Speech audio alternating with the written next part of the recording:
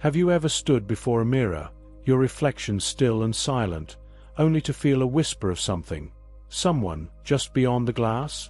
What if I told you that this sensation is not mere imagination, but the first stirrings of an ancient, forgotten art? Scrying, the art of gazing into reflective surfaces, whether water, crystal, or even the void itself, has been practiced for millennia by those seeking to peer beyond the material world. Some call it divination. Others call it seeing the spirit realm. But to the initiated, it is the doorway to something far older, a realm where the boundaries between time, space, and consciousness begin to dissolve. Imagine, for a moment, you could look into this realm. What truths would you uncover? What hidden messages might reach you from the past, present, or even the future? This is the very essence of scrying, a subtle, yet powerful means of connecting with the unseen forces that shape our reality. In this video, we'll guide you through the first steps of scrying, a journey that may seem simple at first, but will ultimately reveal a world of mysticism, mystery, and profound insight. The veil is thin, and once you begin, there is no turning back.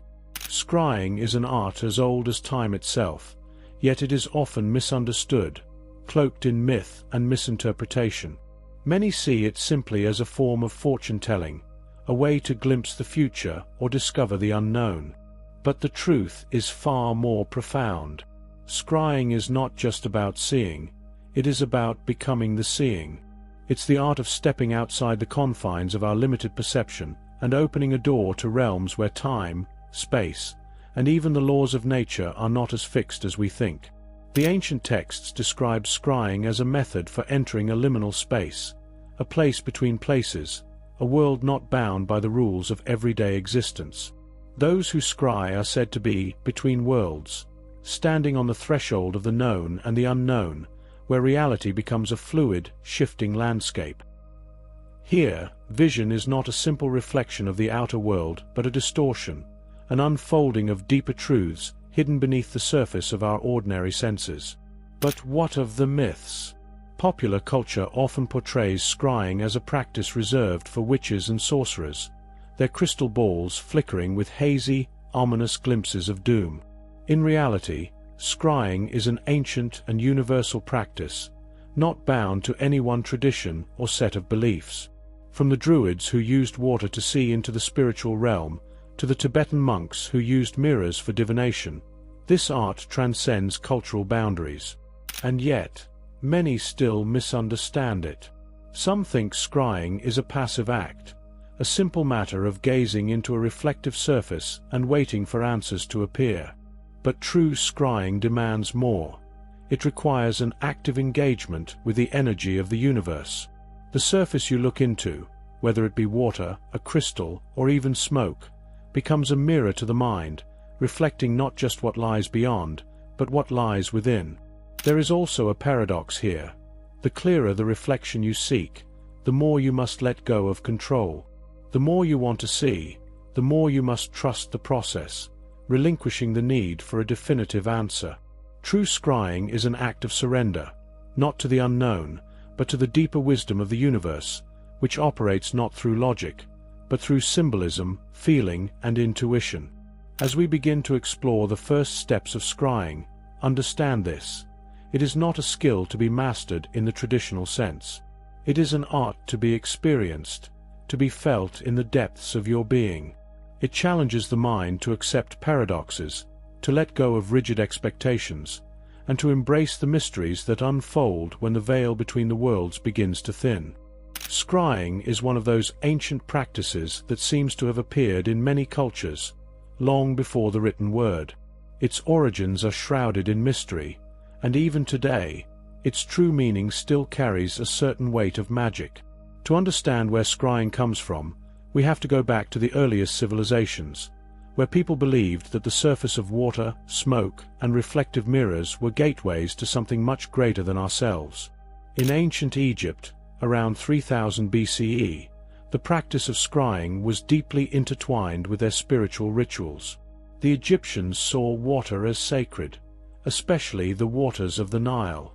They believed that water was the boundary between the physical world and the divine, the place where the gods and the spirits of the dead could be reached. Priests would gaze into the still waters of pools, seeking visions of the gods or messages from ancestors. It wasn't just about seeing the future. It was about connecting with something far older and more profound. The Book of the Dead, an ancient Egyptian guide to the afterlife, even refers to using water as a tool to commune with spirits, reinforcing the idea that the act of looking was also an act of communication with other realms. Fast forward a few centuries, and we find the Greeks embracing scrying, though in a different way. Around 500 BCE, Pythagoras, the famous mathematician and philosopher, saw the reflective surface of water as more than just a mirror. To him, it was a way of understanding the divine harmony that lay beneath the surface of all things. The Greeks were fascinated with patterns and symmetry, and they believed that by gazing into water or crystals, they could see the order of the universe itself. For them, scrying wasn't so much about predicting the future, but about connecting with the very structure of reality, seeing the hidden mathematical truths that bind the world together. In ancient Celtic lands, long before the Romans arrived, the Druids practiced scrying as part of their spiritual rituals. The Celts believed in an interconnected world, where the physical and spiritual realms were closely linked. To them, reflective surfaces, whether water, fire, or even smoke, were portals to the other world, a mystical place where gods and spirits could offer guidance. The Druids would gaze into pools of water or the rising smoke of sacred fires, seeking answers not just for personal questions, but to maintain balance between the living and the spiritual forces of the world. As time went on, scrying spread across the world. In Tibet, around the 7th century, monks would use polished mirrors to peer into the divine. These mirrors were believed to reflect not just the world, but the essence of the universe itself. To gaze into one was to look into the depths of the soul and the cosmos, revealing secrets about the nature of existence. In medieval Europe, the practice took on new dimensions as alchemists began using scrying as part of their quest for transformation. They weren't just trying to predict the future, they were seeking the philosopher's stone, a legendary substance that could turn base metals into gold and grant eternal life. The alchemists saw scrying as a way of unlocking hidden truths about the nature of reality itself. For them, the reflective surfaces they gazed into, whether crystal balls, mirrors, or bowls of water, were not just tools for seeing into the future. They were a means of transmuting the self, of discovering the secrets of spiritual and material transformation. No matter where it appeared, the practice of scrying always had one thing in common. It was about more than just what was visible. The act of looking, whether into water, fire, or mirrors, was a way to connect with something beyond the material world. It was a way to commune with the divine, tap into the hidden forces that shape our world, and perhaps even discover truths about ourselves that we could never have seen otherwise. Close your eyes for a moment. Imagine standing in a darkened room, the only light flickering from a single candle. In front of you, a reflective surface, crystal, water, or smoke, lays still, unmoving, as if waiting for something to awaken. You reach out, your fingers brushing the surface, and the world holds its breath. In the next instant, the stillness breaks. What you see is not what you expected. A figure, a shape, a shadow. But it's not quite real. It shifts, warps, flickers, its form a reflection, but not of the world you know. It's a vision, a glimpse into something other, something that shouldn't exist. Or maybe it does, but only if you dare to look long enough. This is the hidden truth of scrying.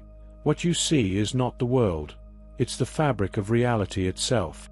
Scrying is not just a tool for glimpsing the future or uncovering the unknown. It is a doorway to the underlying current of existence. When you gaze into a crystal ball, a pool of water, or the curling smoke of an incense stick, you are not merely seeing a reflection of the world around you. No, what you see are fragments of a greater truth, a hidden world that lies just beneath the surface of the one we think we know. This is the true essence of reality, the space between worlds, the place where time and space fold in on themselves, where the veil between the seen and unseen grows thin. But here's where it gets even stranger. The images you see are not simply glimpses of a distant future. They are alive. Alive in a way that makes the world you know feel stiff, mechanical, even artificial. The visions you witness in the smoke or the glass are not fixed. They shift, they bend, they move like living things. The future is not a straight line waiting to be walked. It is an endless labyrinth of possibilities, paths that cross, diverge, and reappear, each one breathing with potential. The future, the past, it is all tangled together, waiting to be discovered in the most unexpected of ways. Every time you look into the reflective surface, you are staring not just into time, but into the very essence of creation itself. And the shocking truth? Those visions aren't just reflections of a distant future. They are the keys to unlocking the very architecture of the universe. The symbols that appear, the shapes that twist and form, they are not random. They are ancient, primal archetypes embedded in the fabric of existence. These images hold power, and they speak in a language older than words, one that bypasses the mind and speaks directly to the soul. And here lies the hidden paradox of scrying. The more you look for answers, the more questions arise. Every reflection you see raises more mysteries than it solves. The more you try to hold on to the visions, the more they slip through your fingers, like smoke in the wind. But in that slipping, in that fleeting moment where the vision disappears, something else becomes clear. You are not simply looking at the world. You are looking into yourself. These visions are not just glimpses of the future, but reflections of your own consciousness. The images are not external to you. They are a projection of your innermost fears, desires, and unspoken truths. The universe you are observing is not outside of you, it is within you. And as you continue to gaze deeper, you realize that the lines between the observer and the observed are beginning to blur. The world, as you know it, is a reflection of your own mind. You are both the dreamer and the dream. The most profound truth Scrying reveals is this: you are not just an observer of reality, you are a participant in its creation. Every vision you see, every symbol that rises from the depths, is not some preordained future.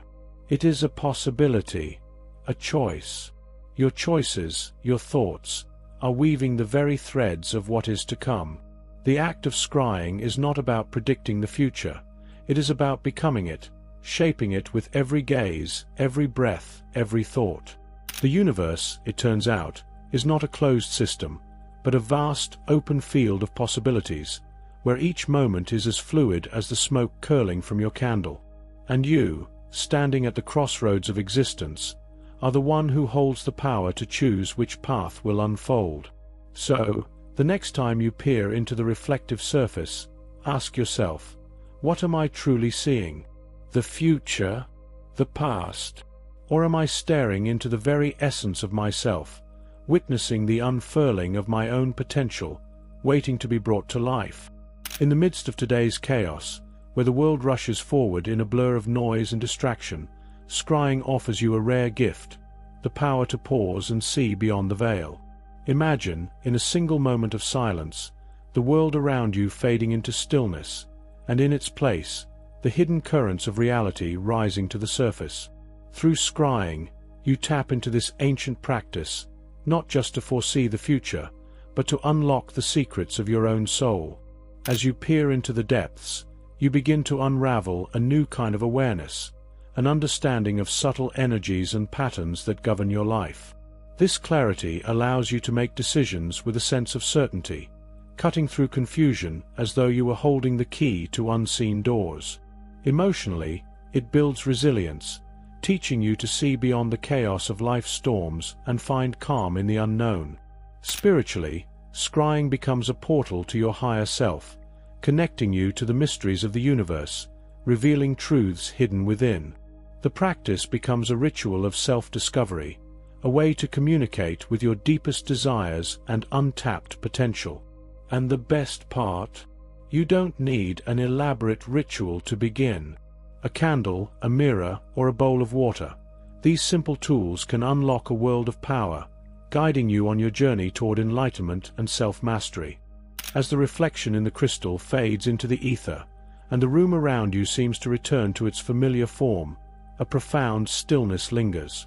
The world feels different, not as it was moments ago. The veil between the visible and invisible has shifted, and for a fleeting moment, you've glimpsed a deeper truth, one that exists just beyond the reach of ordinary perception.